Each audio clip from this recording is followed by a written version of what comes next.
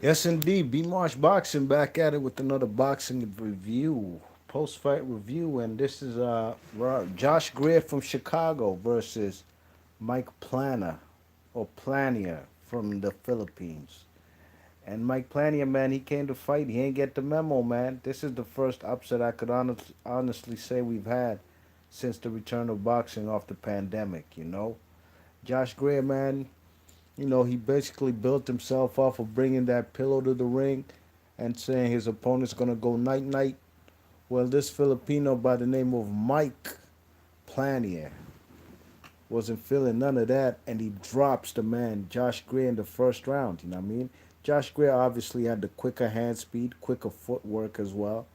You know what I'm saying? But he wasn't committed to his punches, and he wasn't committed to staying in the pocket to unleash it and let his hands go. You know what I'm saying? Mike Planier, excuse me, was committed to his jab, committed to being very patient, taking his time, dissecting the man Josh Greer, and catching him with the looping left hook that the man Josh Greer didn't see twice. Got put on the canvas, and it started from round one. Now Josh Greer's already behind the eight ball, trying to get back in the fight after being dropped in round one. Round two, I gave it as well to Planier. He's using his jab. You know what I'm saying? There's doing a lot of unnecessary movement from the man Josh Greer. And Josh Greer, for some reason, keeps circling towards his left, walking into that left hook. A very well timed left hook, disguised as a jab, but not even really. It's a hook you don't even see coming. And that's how Josh Greer got in trouble, you know what I mean? Josh Greer in rounds three and four, he did his thing. I gave him those rounds. I thought he was moving well, using his jab, using his quickness, throwing straight right hands to the body. You know what I mean? But it was far and few in between in the later rounds. You know what I mean? The man Mike Plania had the higher work rate, and he was catching him with the more cleaner, effective shots. You know what I mean?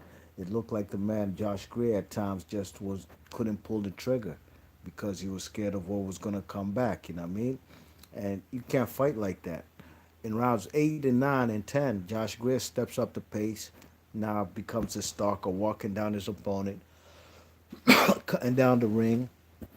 But this is after he gets dropped again in round six. He gets dropped in round six with that same looping left hook. Gets up real quick. He's not visibly hurt or anything.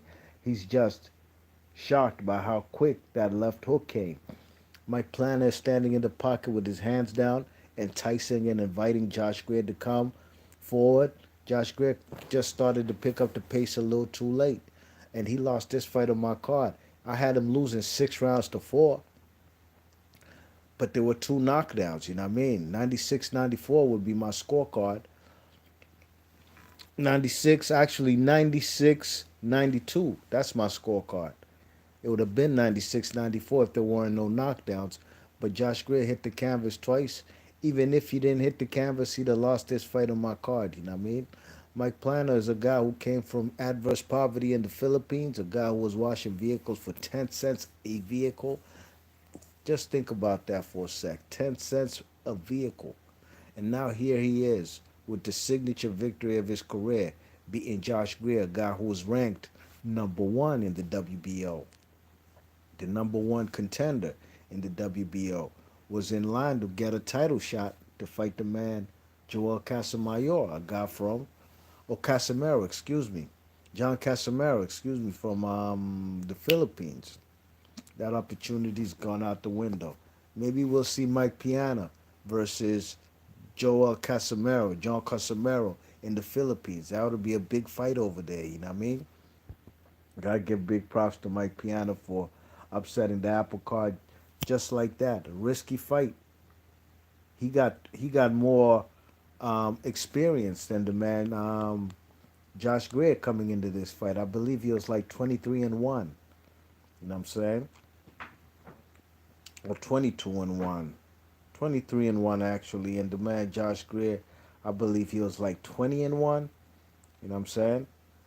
But Josh Greer, unfortunately, Chicago, I'll be honest with you, man. Chicago don't really breed too many fighters, especially as of late. Josh Greer, Adrian Granados, those are only fighters I could think of as of right now from Chicago. And unfortunately for Chicago, one of their best fighters right now just takes a loss. A prospect on the way up was probably due for a title shot in his next fight. Just like that, abracadabra, simsalabim, it's gone. B Marsh Boxing, leave your thoughts, leave your thoughts in comments, and I will catch you on the next one. Peace.